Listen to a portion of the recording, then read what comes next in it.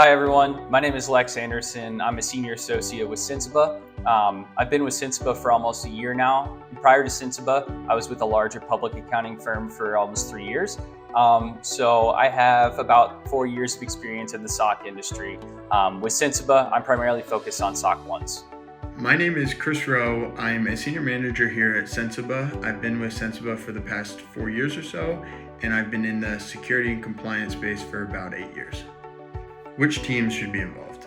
The first item that you're going to want to do is to establish a designated team to tackle the SOC 1 requests and walkthroughs.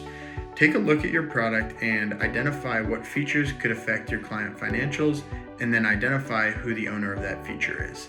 Having the right people answering audit questions and requests is key to a smooth audit. What monitoring period dates should you choose? So a SOC 1 monitoring period can be as short as 3 months or as long as 12 months. 3 months being the least amount of coverage and 12 months or a year being the most coverage you can have for a SOC report. Choosing the correct monitoring period dates is important for a couple of reasons, but we're most concerned about when you need the report by. Oftentimes this is driven by client needs. So if a client is requesting you to get a SOC 1, when do they want the report by?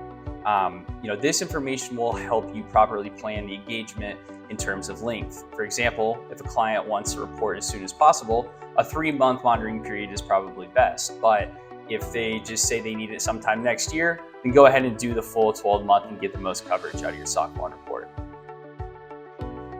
How to identify relevant controls. So once you have your team and monitoring period dates established, now it is time to establish the controls you have in place. You're going to want to focus on the features of your product that affect your client's financials. From there, what controls do you have in place to make sure these features operate appropriately?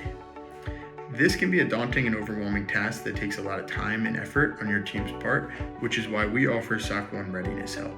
Essentially, we are your consultants for establishing your control objectives and controls effectively.